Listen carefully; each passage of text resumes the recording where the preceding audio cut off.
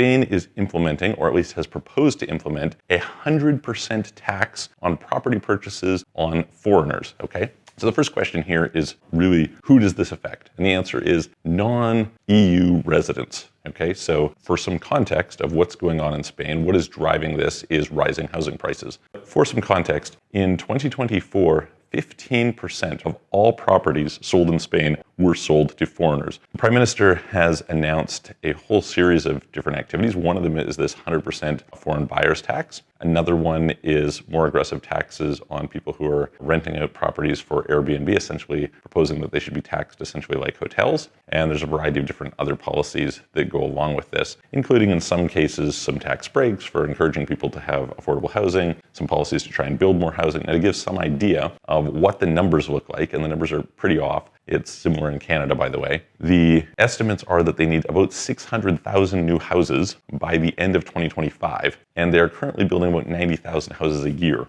So this is a pretty long created problem, and it's likely to stick around for quite some time, but there are efforts to address it.